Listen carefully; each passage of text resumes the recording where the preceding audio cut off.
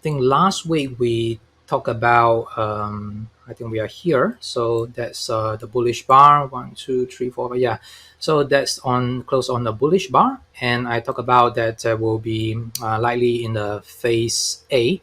So after the buying climax, we have a change of character, automatic reaction, and that's likely the secondary test. And very much that we are still in phase A. So the characteristics of phase A is likely to be a lot more volatile. So that's why we need to be very careful, especially when we trade, because this is like a bifurcated market. Like means that we can trade in both directions. Either we long the stocks or we can just short the stocks. But we still need to select carefully and trade carefully, because you can see that the volatility is still very high, whether it's to the downside or it's to the upside. And yeah, in short, it's still a very volatile market. So you can see that subsequently it just kind of failed to overcome the resistance, not even an uptrust, apart from probably Thursday. So Thursday tail is sort of acted like a hidden uptrust. It's just a intraday temporary commitment above, and then followed by a rejection. So in short, that I think so far we are still stuck within the big trading range of 45 to about 47. So that is the big picture. And out of these four indices, still Russell is the weakest. So if we just briefly compare the structure, so there's the selling climax. So there's the selling climax, there's the selling climax, and for Nasdaq also like this. But you can see that the rally actually just failed to overcome even one half of this breakdown bar. So this is the weakest index so far, and at the moment is testing the low. So if it break, I think it will just still go down lower. And next is that Nasdaq. So Nasdaq, I think, it started to see more weakness in Nasdaq. So if you just take a look here, we definitely still within the trading range.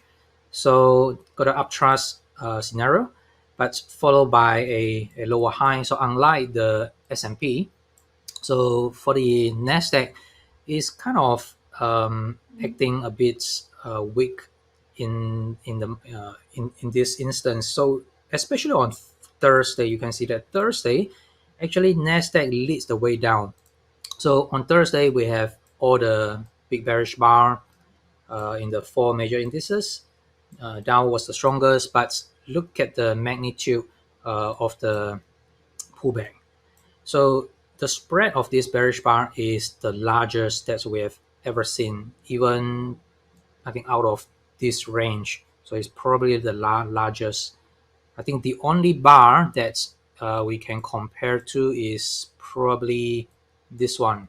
So that is the bar. I think that's probably, yeah, 1st of December bar. So it's very similar to the 1st of December bar.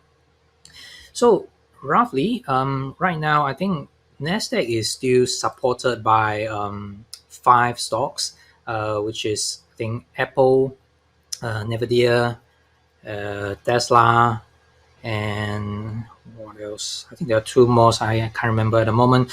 But anyway, these five stocks actually accounted for around 40% of Nasdaq. But recently, they also show weakness. Yeah, the other one is Microsoft.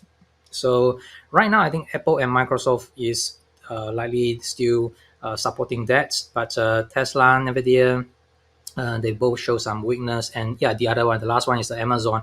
So these five stocks actually accounted for about 40% in terms of the weightage of the Nasdaq. So in terms of the market breadth of the 100 stocks in the Nasdaq 100, roughly these five stocks actually still supporting this index. That's why we see that it's still not yet broke below this support area. So however, if these five stocks actually just show some more weakness ahead, I think we can easily see a breakdown bar followed by another capitulation to test the low. So actually, I see that there's a question from Nikki. Well, do we just lost the connection? Can anyone still hear me? Okay. Well, not sure what's happening, but yeah, I think that's yeah probably okay. Cash can hear me now. Okay, all right. Yeah, maybe it's some kind of the interruption. Anyway, if you can't hear me, maybe just type in the chat box and let me know. See what I can do. But at the moment, I think that probably still okay. Charles, yes, lost for a while now. Now, okay. Oh, all right. Sorry about that. Not really sure what's going on. All right, so we'll just carry on. Yeah, let me zoom in the S&P 500. So we can see that S&P 500 actually still probably is the strongest at the moment. So we can see that last week, especially these 5 days, they were super volatile. So on this bar, we have a big reversal. I think that's right after the FOMC. So actually, to be honest, the FOMC announcement just kind of a bit caught me by surprise. So instead of having some more weakness, it actually just have a reversal bar, a big reversal bar.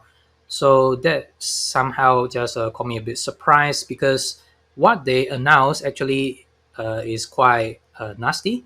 So they not only just going to speed up the tapering of the bond buying program, but they also going to have likely 3 rate hikes next year. So I think that's very hawkish, very aggressive, and that certainly is not good for the market. But actually, eventually, we still want to check the market and see how the market reacts. So that is a very bullish bar. So there is nothing wrong with that apart from the market breadth. So the only downside was the market breadth because at that time I think we have a lower, more number of the 52 weeks low stocks instead of the creating higher high. So that's still dependent on a handful of the stocks at the moment, especially on Wednesday, so the FOMC meeting. But if we just look closer, there is something that we can look for here. So if we just take a look at the volume and we want to maybe compare it to this bar. So it's not a perfect comparison, but I think it will do the job. So these two bar actually can act as a like an analog comparison. So in terms of the volume, certainly I think on Wednesday the volume is slightly higher. But what we have here is maybe slightly smaller spread. So compared to the spread here. And in terms of the commitment or the results, definitely on a Wednesday bar, we see that it failed to commit above. So despite there's a big spread right there, is a bullish momentum bar, but it did not really overcome the resistance created. So you can see that it still kind of have a lower high. So unlike this bar, so this is the bar that have a very strong commitment. So even this level or that level, so there is a commitment above this resistance, the second resistance, and definitely it still need to overcome this supply zone at the moment. So you can see that there's quite a lot of the supply if we use this kind of the effort versus results comparison. But the key is actually lies on the next bar. So this is the bar that actually tells the truth. So this bar actually reveals everything. So if this when I say bar after the FOMC meeting is kind of a bit ambiguous, not sure what's going on, and we definitely see some supply, but next bar actually shows a confirmation. So what we have is an uptrust. So this is like a hidden uptrust, show of the temporary commitment above, and then have a strong rejection. close near the low. So certainly that is not a good sign for the bullish case. So instead of a reversal and then followed by a breakout commitment, maybe shallow pullback, then what we have here is another uptrust. So very similar situation that we have here. This is a uptrust previous day, also uptrust, and I think this is the key bar. So from that bar on, the bias definitely is bearish.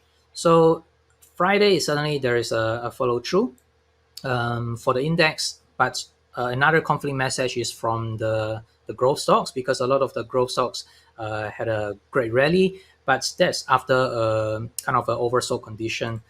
So right now the message is a bit of the mix in terms of the price action, but still the bias is to the downside. I still expect that there is more weakness ahead, and immediate support will be at about 4600. So once it's break below, then likely that it will test 45. So it's still very vulnerable at the moment. And let me just conclude this. So out of these four index, S&P is still the strongest, because I think they rely on the top 10 to support that, followed by NASDAQ. NASDAQ was supported by Apple, uh, Microsoft, Tesla, Amazon, and Nvidia. So these top five actually accounted for about 40% of the NASDAQ. So if they break down, then we can easily see a swift down move for NASDAQ. And Russell 2000, the small cap, is actually the weakest. So I think there's still more weakness to come. So overall, this is not a healthy market, which I will share with you more using the market breadth